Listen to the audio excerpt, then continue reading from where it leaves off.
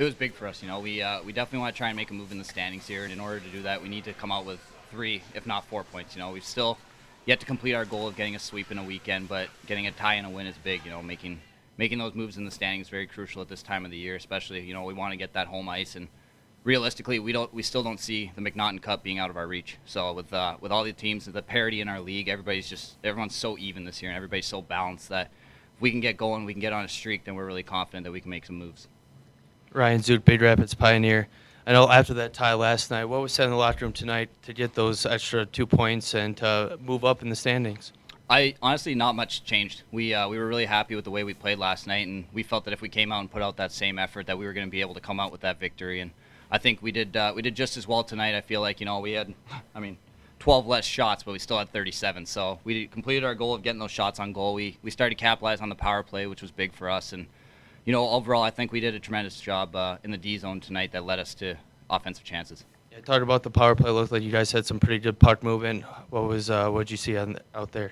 We just had opportunities. We were able to spread them out by, on our unit at least, we were able to move the defenseman wide, and that kind of caused a little chaos for them just because it left our middle guy wide open, which was Van Wormer. And with just basically movement and stuff like that, basically led us to opportunities. And the first goal, Gerald made a great play. I was just fortunate enough to be in the right spot, and Gerald made a great play. And this last one, McDonald, we've been really emphasizing shots from the point, and he got through it, took a nice bounce, and went in the back of the net. So.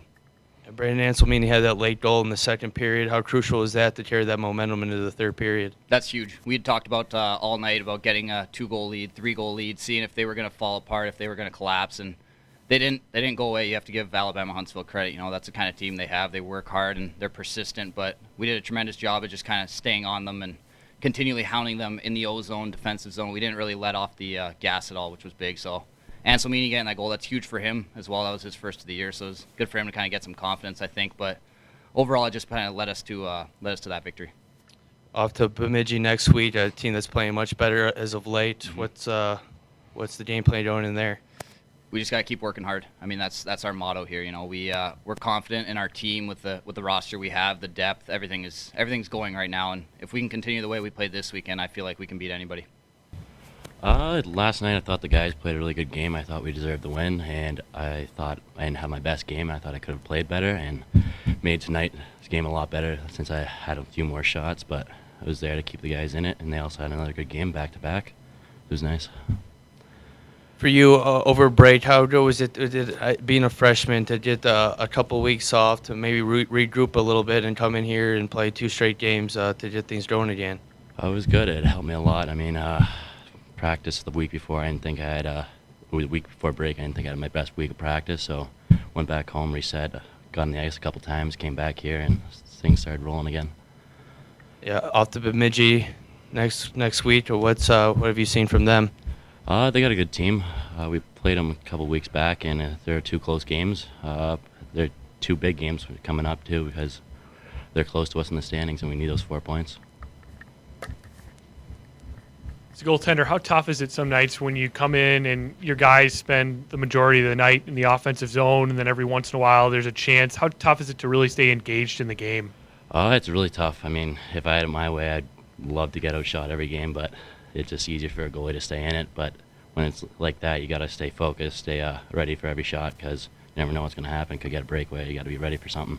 For the team, I thought we played very well for the weekend. I thought that's probably the best weekend of hockey we've put together. And had we not, I don't think we would have come out with 3 out of 4. But it just shows you, we're getting closer now. I can't really. Last night we had a couple of hiccups in the defensive zone, which we have had lately. Tonight, but it was an improvement from what we've seen lately. Tonight it was another step in that direction. I thought we were full marks for our coverage in our own end of the rink, and when we didn't, I thought Darren was there obviously to make the saves. The power play, it was good to see a couple goals go in. I was concerned early in the game because there was a couple of high hits against us that I was really disappointed to see. It's something we're trying to get out of the game, and now, you'd like to have your seniors go out in a good year, and now, it's questionable how severe the injury is to Babinski, and I was really disappointed to see that. To me, it was kind of reverting back to the 1980s. I don't know, but that's certainly some stuff we want to keep out of the game. What is Babinski's status? Was he evaluated for concussion or not? He was sure? taken to the hospital, and that's all I know right now. And I don't, really want to comment further, other than I was, pretty disappointed that transpired. Darren Smith tonight. I mean, did you know going into the weekend that he was going to play both games, or was it something you saw last night to put him back in the nets tonight? Well, I didn't know, and I didn't know until right before our meeting today. It was a real tough call, but it came down to he hasn't lost. In other words, we beat UConn the second night at the Minnesota tournament. We tied, won again today. Right now, if a guy gets hot, and starts to roll off and can keep us undefeated for a length of time, I'd like to stay with that goaltender. With that said, now, Darren's marching orders are, let's show up Monday and let's work hard in practice. Let's make sure there's no dip in your game, because I can guarantee you Charles Williams is chomping at the bit to get back in the goal. So would you name Darren your starter right now, number one goalie, or just? No, I mean, again, I'll lean towards it only because now it's a 3-game undefeated streak. But I also want to make sure come Monday he's going to put the cherry on top of that and be ready for next Friday night. And so let's watch and see how he does in practice. But, yeah, all things equal, he works hard, then, yeah, he'll get the start on Friday. I know you mentioned before break that he was maybe had a couple of weeks of practice where he might not have been at his best. What did you think of the break? How beneficial was that for him? Probably good for him and good for a lot of our freshmen. I think sometimes it's just such a foreign world to get landed into, and it sounds funny because they don't play nearly as many games as they do in juniors, but they're not asked to. We ask a lot more of them through practice than that was what asked before. Like if you're playing 7 games a year, you can't very well beat on the guys in practice. Not that we beat on the guys, but you can't very well crank it up all the time. We're more in a position now where through the week we need to have development through practice, and then you show that development in the games versus developing in games. Bemidji next week have had a lot of close games with them recently. Expecting the same thing probably next weekend? Oh, my Lord, yeah. Every time we play. But, it seems like everybody this year, but really, you're right, boy.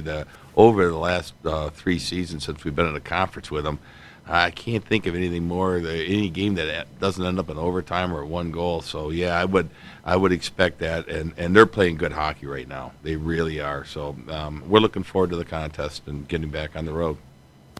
In that first period, Chad took that hit to the head and was on the ice for quite some time.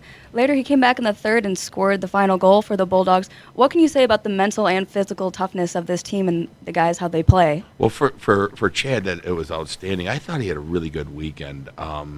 He was more physically engaged in the game, and he's a very, very talented player. He does a great job on the power play for us.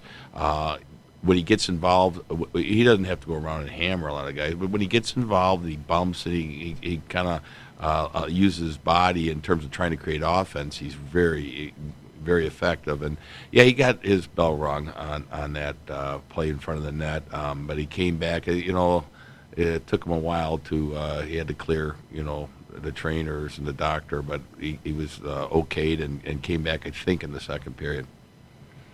One of the big plays in that game, you hadn't led by multiple goals this weekend until Brandon Anselmini scored. But the guy that had the pass, it was Drew Mayer, and it was a beautiful play. And maybe not used to seeing that offensively from Drew Mayer, a guy that's more of a physical guy. And maybe talk about, 1, how big that is for Brandon Anselmini to get his first of the year, and 2, the play of Drew Mayer as of late and how offensively effective he's been. He has been, and he's been a byproduct of that line with Hetz and Rechtenwald. Boy, that line has played really well. They've given us some really good hockey, and quote-unquote our fourth line, and they show up on the score sheet. What a great thing. So, it's funny, earlier I was a little upset with him. I think he took a penalty that I wasn't overly excited about. But he came back, and it was a really nice feed. And obviously Brandon Anselmini being a defenseman, for him to jump up in the rush, he spotted the opportunity. He went to the net, great feed, and a nice finish by Brandon.